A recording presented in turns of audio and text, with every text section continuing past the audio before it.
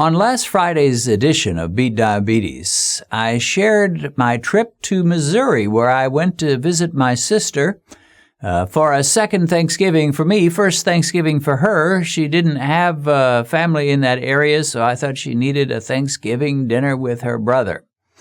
And I tested my blood sugar after eating at a Golden Corral and showed you how you can make choices that are going to work just fine. On today's program, we're going to go ahead and pick it up from there, and we're going to be in Missouri, where I have that second Thanksgiving with Linda. Coming up.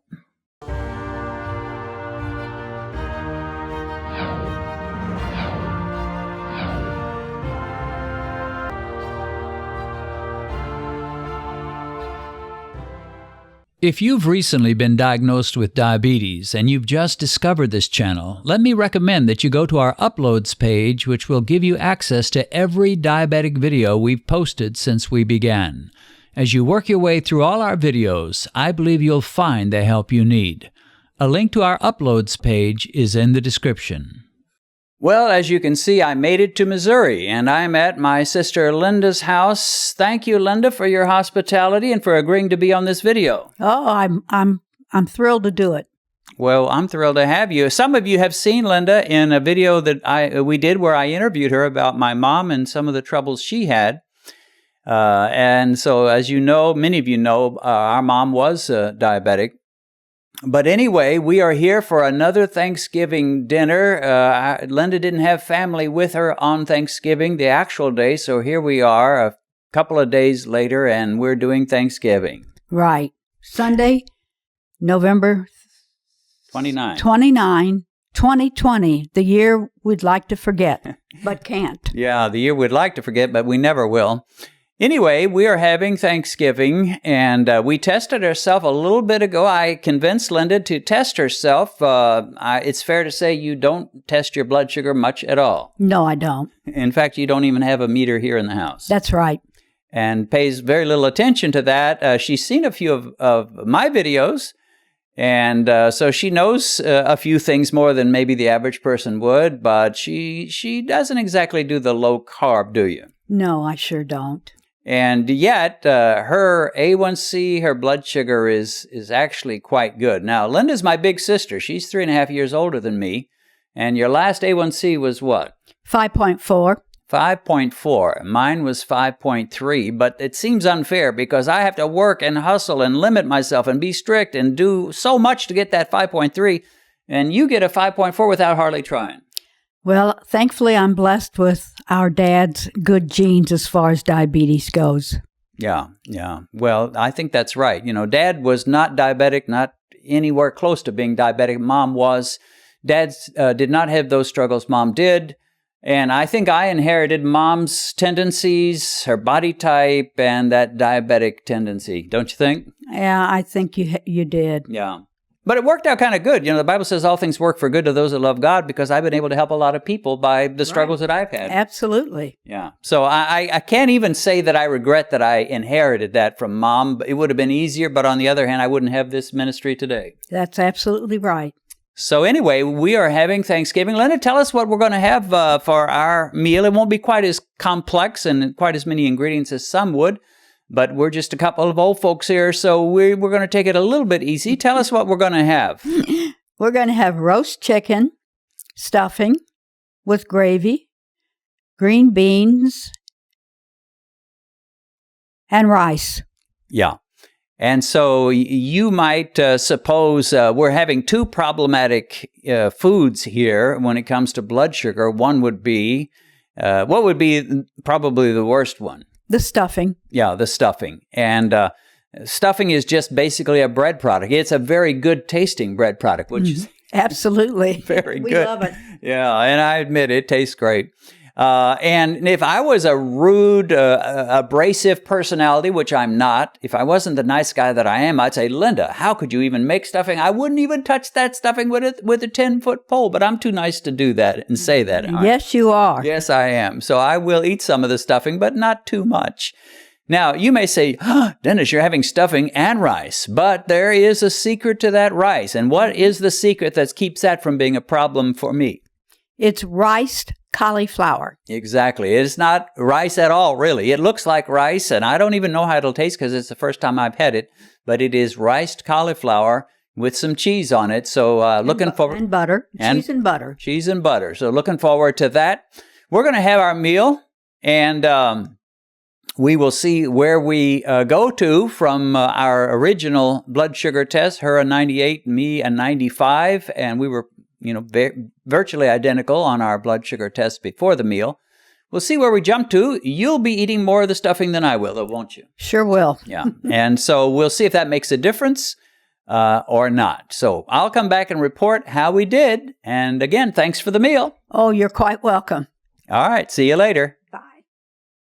As mentioned, our meal was not complex, but we didn't leave the table feeling hungry. We had plenty and enjoyed the food and each other's company. Now, I'm afraid that when I was a boy, I was the prototypical pesky and bratty little brother, but today we enjoy each other's company and we talk over the phone regularly. Linda did indeed eat quite a bit more of the stuffing than I did, but with almost all the other foods, I ate more. I ate more green beans, more chicken, and a whole lot more of the cauliflower rice. I was curious as to how our glucose levels would differ. I figured that even with the stuffing, because I had a relatively small portion, my glucose peak would probably stay under that 140 limit that I've set for myself. But how would Linda do? 1 hour after eating our meal, we did our post-meal blood sugar test, and we discovered that I had a 129 and Linda had a 163. Now, I think this little test is significant. It indicates that Linda, who does not possess my diabetic tendencies, can still rise pretty high in her glucose peaks. And keep in mind that this meal was pretty conservative, carb-wise, for a Thanksgiving dinner.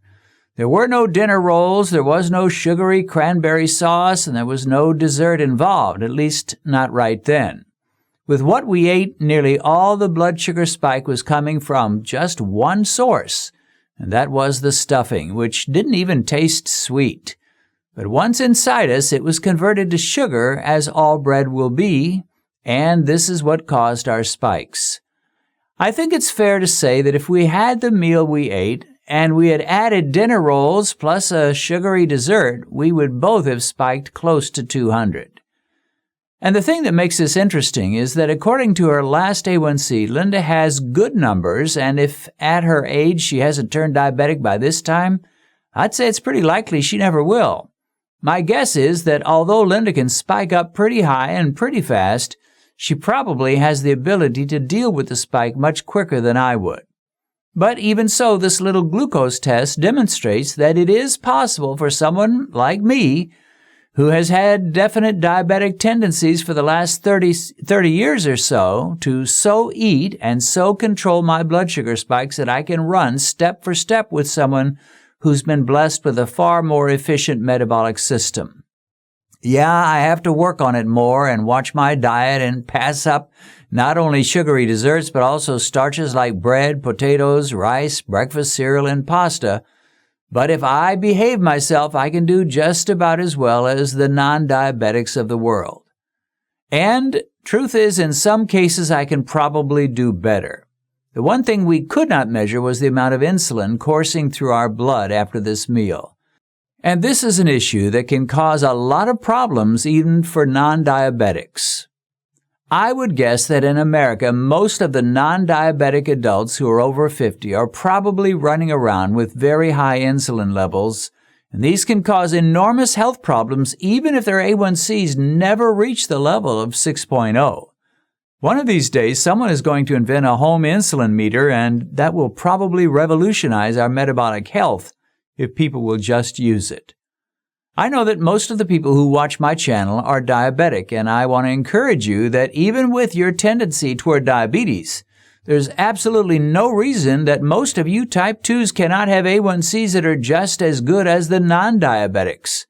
And Dr. Richard Bernstein tells us that even type 1s can have those great A1Cs.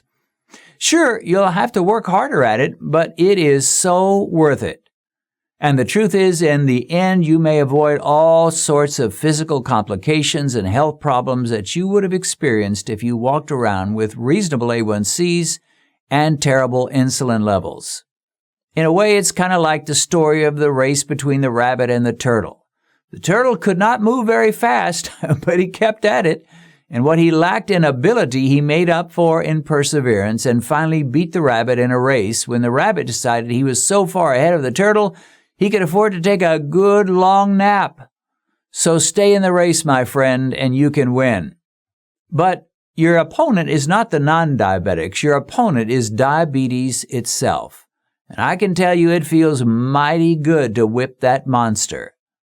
Let me conclude with 2 points. First, I do not eat stuffing much at all, usually about twice a year, once at Thanksgiving and once at Christmas. When I do eat stuffing, I eat small portions. And secondly, I mentioned that this test did not include a dessert.